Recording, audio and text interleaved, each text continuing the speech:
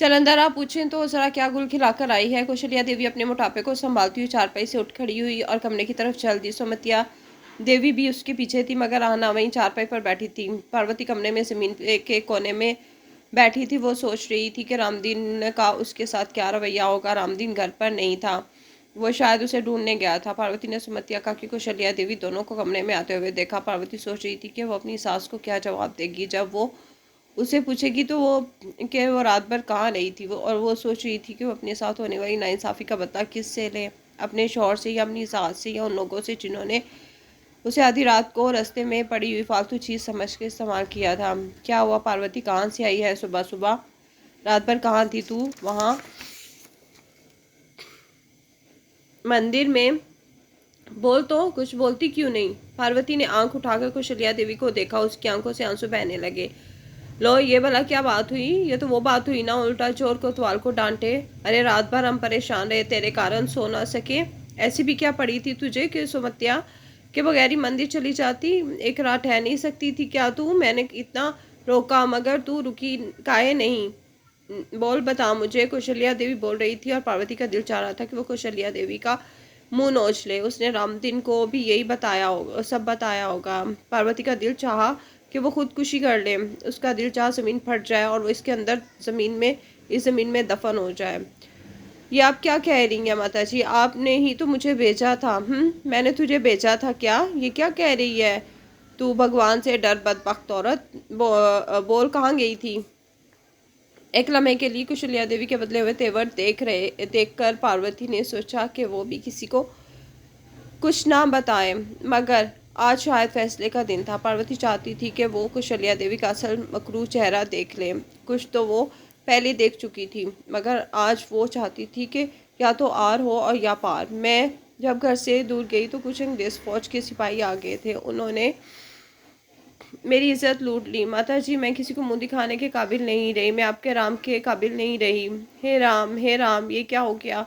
कौशल्या देवी जोर जोर से अपना सीना पीटने लगी। रामदीन को कौशल्या देवी के पीछे ही खड़ा था, जिसने पार्वती के मुंह से निकलने वाली हर बात को सुन लिया था। पार्वती उठकर खड़ी हो गई। वो रामदीन के सीने से लगकर जोर जोर से रोना चाहती थी, मगर रामदीन जिसने उससे हमेशा प्यार किया था, जैसे वो आगे बढ़ी रामदीन 2 कदम पीछे हट गया।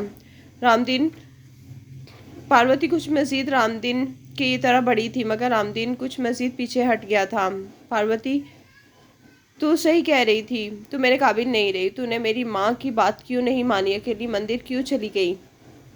रामदीन, माता जी झूठ बोल रही हैं, उन्होंने मुझे खुद ही भेजा था। नहीं पार्वती, मेरी माँ सच कह रही है, तू अपनी मर्जी से गई थी। रामदीन, ये क्या कह रहे हो? मैं ये कहकर कमरे से बाहर चला गया। पार्वती रामदीन के पीछे भागी। रामदीन, मेरी बात तो सुनो। रामदीन, रुक जाओ। पार्वती रामदीन के पीछे पीछे दरवाजे तक गई, मगर रामदीन ना रुका। वो घर से बाहर चला गया था और पार्वती वहीं दरवाजे की चौखट में बैठकर जोर जोर से रोने लगी। तब तक कौशल्या देवी और सुमतिया काकी भी बाहर आ गई थी। कौशल्या देवी ने बाहर आते ही पार्वती को चुटिया से पकड़ा और सहन में जोर से पटक दिया। कल मुही बच्चलन कुटा, मेरे बेटे का घर उजाड़ कर तुझे चैन नहीं आया क्या? उसने तुझे छोड़ दिया, अब उसका पीछा क्यों नहीं छोड़ देती तू? अरे सुनो लोगो, सुनो सुनो, देखो मेरी ये बहू क्या गुल खिला कर आई है इस घर में। पार्वती को लगा कि कौशल्या देवी सच ही कह रही थी। क्या वाकई उसे मर जाना चाहिए था? उसे इस घर में वापस नहीं आना चाहिए था। थोड़ी देर में इस घर में पूरा मोहल्ला जमा हो गया था। अरे कौशल्या, ये क्या किया तेरी बहू ने? ऐसी बदचलन थी तो तूने ये पहले इसे घर से क्यों ना निकाला? ये इसी मोहल्ले की एक और औरत थी जो कौशल्या को कह रही थी, एक रात घर से बाहर गुजार कर आई हुई औरत कभी घर बसाने के काबिल नहीं रहती। निकाल कर बाहर फेंक इस गंदगी को अपने घर से। न जाने कौन कौन सी औरतें पार्वती का तमाशा देखने आई थी। अब कोई और औरत बोली, हे कौशल्या, तुम्हारा मन है ऐसी गंदगी को कैसे रखेगी अपने घर? पार्वती ने नज़र उठाकर उस औरत को देखा जो उसे गंदगी कह रही थी। क्या वाकई वो गंदगी का ढेर बन गई थी? वही पार्वती जो दिन रात अपने पति की सेवा किया करती थी, दिन रात अपने देवी देवताओं की पूजा करती थी, आज वो गंदगी का ढेर बन गई थी।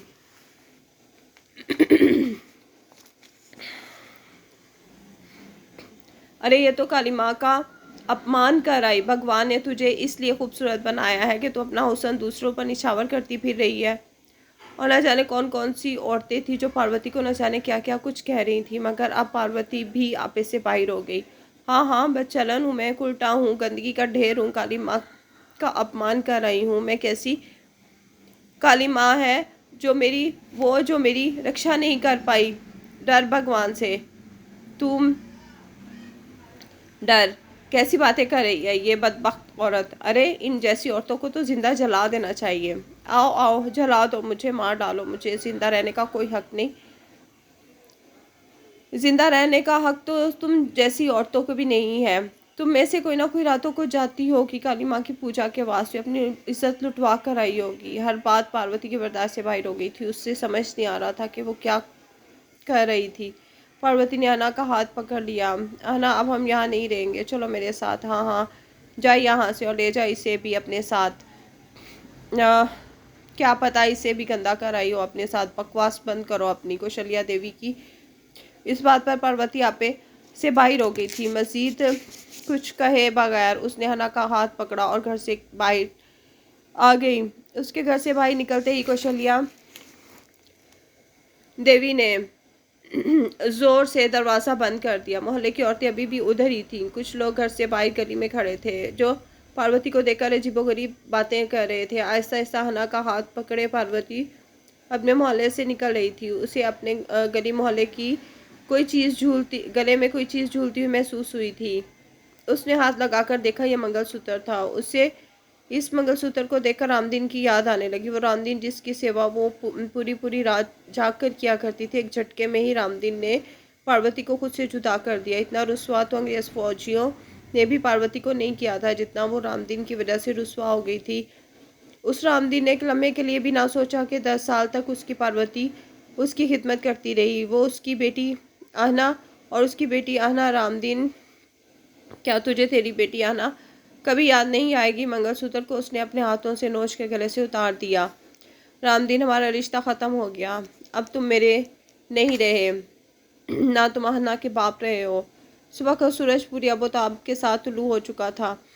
धूप की वजह से गर्मी भी बहुत हो गई थी। पार्वती को शदीद प्यास का एहसास हुआ। उसे एहसास हुआ कि उसने कल रात से कुछ नहीं खाया था, ना कुछ पिया था। पार्वती के पास कोई पैसा भी ना था कि वो कुछ खरीद कर खा लेती। बीच रास्ते में खड़ी होकर वो सोच रही थी कि अब वो कहाँ जाए। फिर उसे याद आया वो शख्स अहमद जो उसे अपने घर ले गया था। वो कह रहा था कि वो उसे रख लेगा, मगर वो उसके घर क्यों जाए। फिर उसने सोचा 1-2 दिन के लिए उसे चले जाना चाहिए, फिर कहीं और अपना ठिकाना ढूंढ लेगी, किसी के बर्तन धो लेगी या किसी के घर का झाड़ू पोछा करके अब वो आना को पाल लेगी। आहिस्ता आहिस्ता उसके कदम उसी घर की जानिब उठने लगे थे। चांदनी के अंदर इस वक्त एक तूफान सा मचा था। वो अपने कमरे में ज़मीन पर बैठी थी। कमरे का दरवाज़ा बंद था। उसने अपने सामने 2-3 शराब की बोतलें रखी थीं। इस शराब से उसे बेइंतहा नफरत थी, मगर आज वो उसे अपने सामने रखकर गौर से देख रही थी। चांदनी को याद आया कि ये वही शराब थी जिसे उसने 1.5 साल पहले पहली मर्तबा एक अंग्रेज़ के हाथों में देखा था।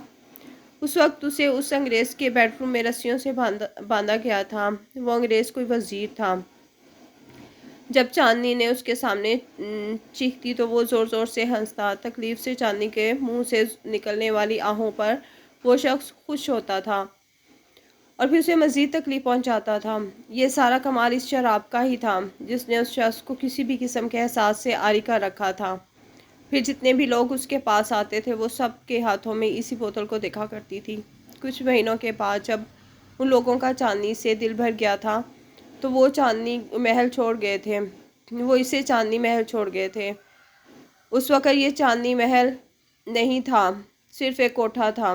चांदनी जानती थी कि छमिया भाई ने उसकी खूबसूरती से मुतासिर होकर इस कोठे को चांदनी महल का नाम दे दिया था और उसे चांदनी का खिताब मिल गया था। पिछले 6 माह जिस करब और अजियत में उसने गुजारे थे, उसे ये भी भूल गया था कि वो कुलसूम थी। अपनी हकीकी पहचान तो उसी दिन खो गई थी जिस दिन सफ़ेद चमड़ी वाले उसे उसके घर से उठाकर ले गए थे। आंसुओं की लड़ियां मुसलसल चांदनी के गालों पर गिर रही थीं। 1 साल पहले वो चांदनी महल आई थी तो छमिया भाई ने उसे घुंघरू पहनने के लिए कहा था। इन घुंघरुओं को चांदनी ने आराम से बगैर किसी मज़ाहमत के अपने पैरों में बांध दिया था। उसने देखा बहुत सी लड़कियां थीं जो घुंघरुओं की खनक और तबले की थाप पर इस कोटे पर रक्स कर रही थी। छमिया बाई ने अपने पास एक अच्छा खासा मोटा और लंबा काले रंग का चाबुक रखा हुआ था। जब कोई लड़की ज़रा सा इसरार करती तो वो नहीं नाचेगी तो बड़े ज़ोर से चाबुक उस लड़की के पैरों पर या कमर पर मार देती, जिसकी वजह से कई दिन तक उस लड़की के कमर से निशान न हटते थे और उस लड़की के पाँव कई कई दिन तक जख्मी रहते और सूज जाते। उसे एहसास हुआ कि ये सब कमाल भी इसी शराब का ही है जिसे छमिया बाई पी लेती थी। फिर वो मोटी ताज़ी औरत हर किस्म के एहसास से आरी हो जाती थी कि किसी को वो क्या दुख पहुंचा रही थी, किसी को कितना दर्द दे रही थी। शराब के नशे में छमिया बाई को इस बात का ज़रा भी एहसास नहीं होता था। छमिया बाई मर गई थी। पिछले साल से वो एक पिंजरे में कैद थी। छमिया बाई की मौत के बाद आज उसकी रिहाई का दिन था, आज़ादी का दिन था। वो चाहती तो वो कहीं भी जा सकती थी, किसी भी तरह अपनी ज़िंदगी को नए सिरे से शुरू कर सकती थी, मगर क्या वो ऐसा करना चाहती थी? एक मरतबा फिर उसकी नज़र शराब की बोतल पर पड़ी। पिछले 1.5 साल से वो जानती थी वो कितना रोई थी, अपने बाप की मौत पर, अपने भाई की मौत पर और अहमद से जुदाई की मौत पर। शाहज़ेब, उसका भाई, उसकी आंखों के सामने तड़प तड़प कर मर गया था। वो शाहज़ेब जो उसे बचाने की खातिर अंग्रेज़ फ़ौज के साथ हाथापाई पर उतर गया। उन्होंने शाहज़ेब को गोलियों से भून डाला। उसे बस इतना पता था कि उसकी अम्मा सदमे से बेहोश हो गई थी। उस वक़्त वो ये नहीं जानती थी कि उसकी माँ ज़िंदा थी या मर गई थी। अपनी पिछली ज़िंदगी को याद करते हुए उसकी नज़र एक मरतबा फिर शराब की बोतलों की तरफ गई थी। इन सफ़ेद चमड़ी वालों के साथ उसका रिश्ता काफ़ी गहरा हो गया था। वो सोच रही थी कि अभी उसे इन लोगों के साथ मज़ीद कुछ रिश्ता कायम रखना चाहिए।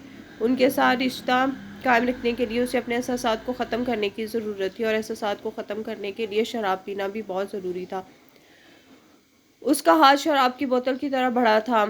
उसने अपने सामने फर्श पर रखी हुई 3 बोतलों में से एक बोतल को उठा लिया था और एक बार शराब पीकर यह महसूस करना चाहती थी कि उसे पीकर इंसान जालिम हो जाता है या बेहिस हो जाता है। आहिस्ता आहिस्ता बोतल का ढक्कन खोला।